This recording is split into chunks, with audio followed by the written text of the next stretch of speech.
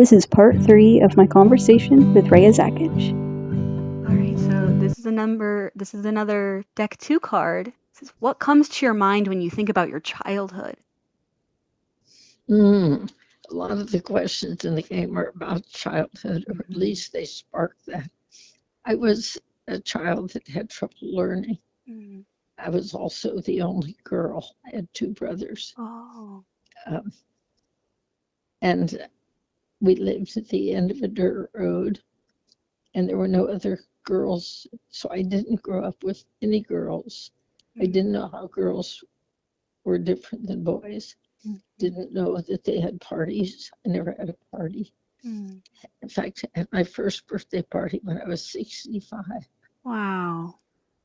Um, so like I say, I grew up with boys. Then I go through high school. I was not a good student. Always felt like a loser. Mm. And also growing up, I had red hair and freckles. Nobody else around me did. So I would be teased a lot. Mhm. And I didn't understand when I was a little kid when they would say, "Where'd you get the red hair?" Oh. And then they would look at my mother and say, "Is it the milkman? Is it the Mm. mailman?" And I didn't know what they were even referring to, but it Mhm. made me feel like they didn't really care about me, they just cared about my hair. Mm. And so I was not an outgoing child, except by playing with boys. In my growing up years, I became a fighter. Mhm. Like I could wrestle them to the ground and I throw the ball as far as they could. So, getting into high school was hard for me. Mhm. Didn't run with any of the popular kids, but I learned other ways to express myself, like through art, through music. Mhm. And so that was kind of survival Right. for me.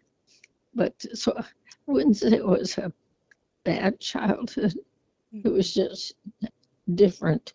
When I Mhm. hear the stories here, I Mhm. hear about children that grew up in happy homes, loving homes, Mhm. and their parents doted over them, their grandparents hugged them. I don't remember ever being hugged as a child. Mhm. So a little different. Yeah.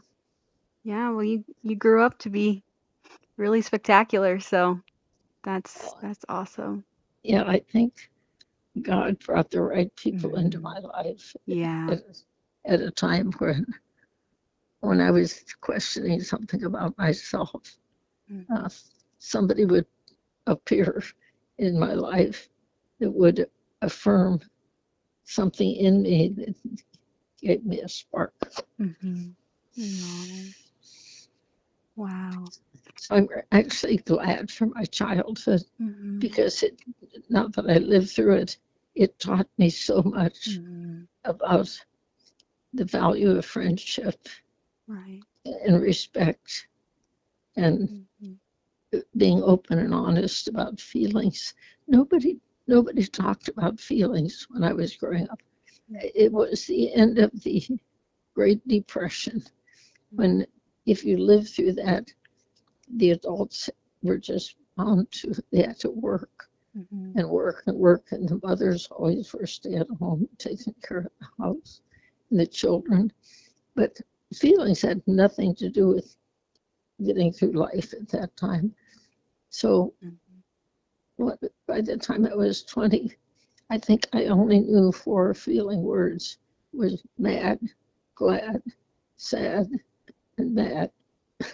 and Wow. and nobody had.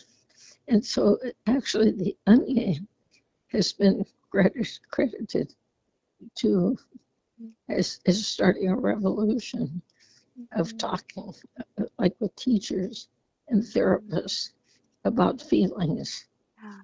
because people didn't even know feeling words. Mhm. And of course, I'm living with them now, people in my age bracket. Many of them do not know how to explain what they're feeling Mhm. because they didn't grow up. thinking feelings mattered. You just shape up and do your job. Mm-hmm. It was teaching me,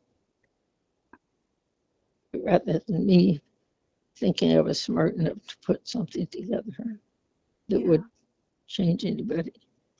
Mm-hmm. Wow. I'm glad you found it. Thank you.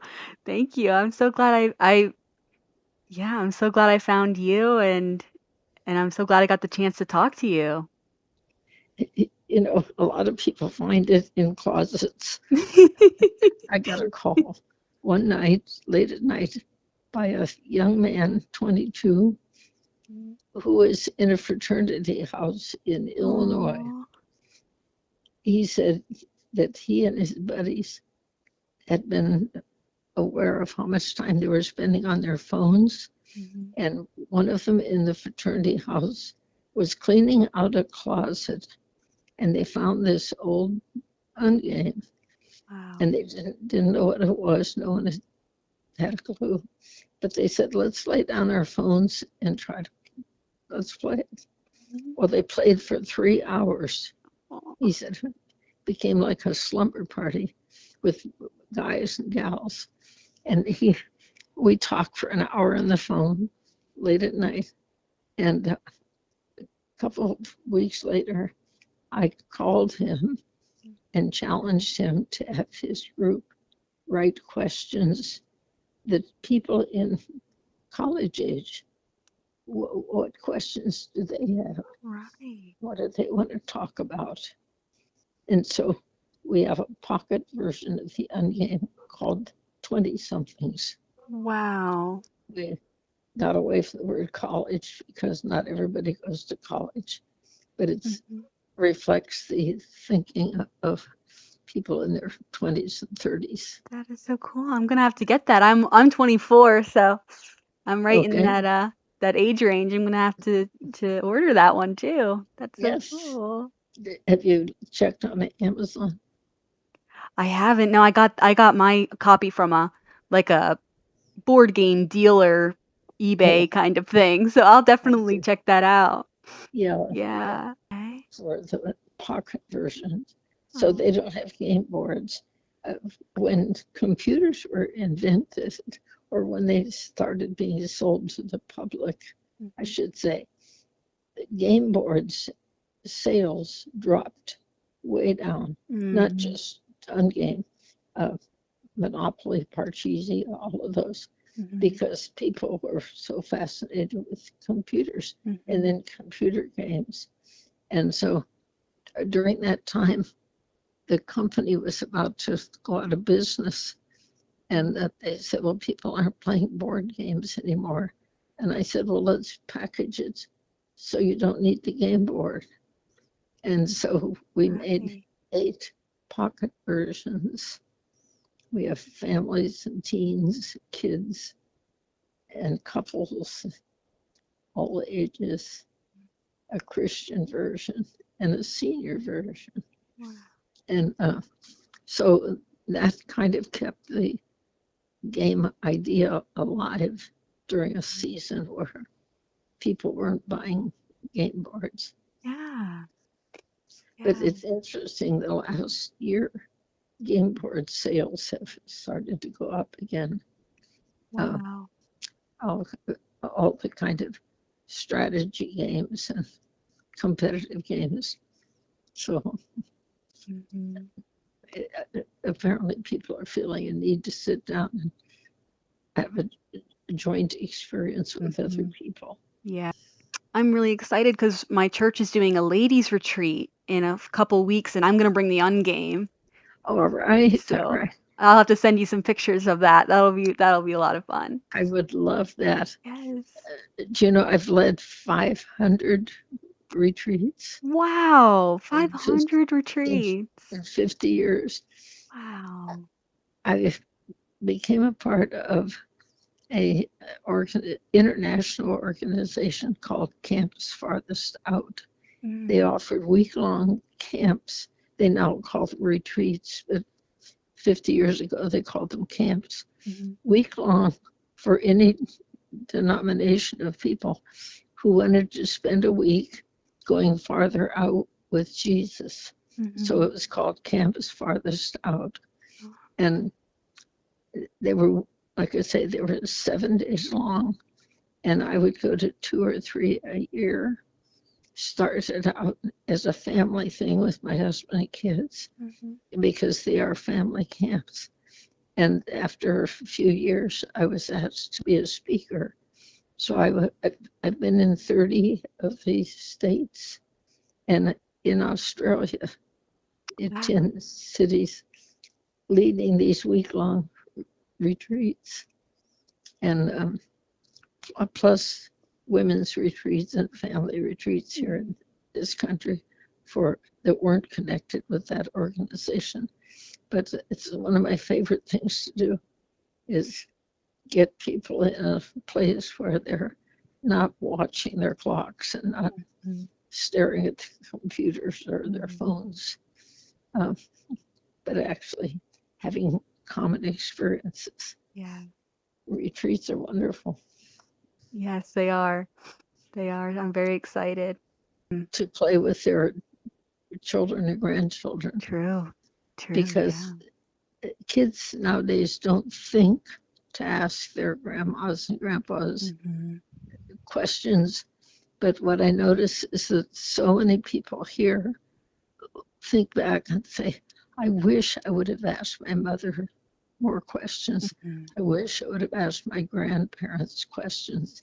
You know, they realize when they get old that they didn't think to do it when they were young.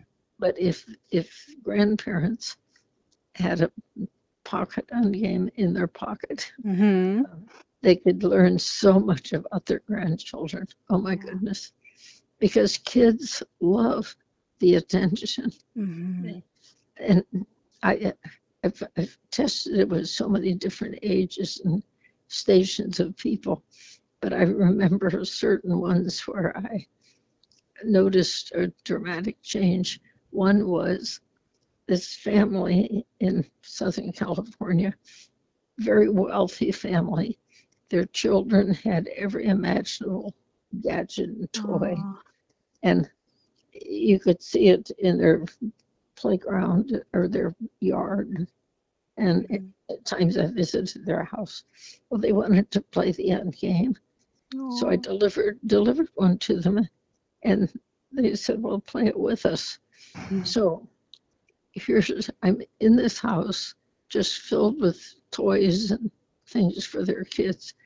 And one of the questions that the 12-year-old boy got after they had talked about their favorite vacation and the kind of pet they'd like and all sorts of things, this boy drew a card and said, talk about the best gift you ever received. And so, I'm watching the family sit there so proud, thinking they've given him everything. Thought for a minute, and then he looked up at his dad, and he said, Dad, remember that night you came into my bedroom at midnight and woke me up and said, come on, let's go out in the backyard and look at the stars. And I thought, bingo. I hope the dad heard that. It isn't the toys. It's the time together. And kind of being chosen to do something out of the ordinary. And so I've heard a lot of kids say special things. I've played with kids as young as 3. Oh, wow. They will have an answer even if they don't understand the question. They will answer a lot of the questions. And they may not answer it the way you would. My conversation with Rhea will be continued in part 4, which is the finale of this series. Thanks again so much for listening.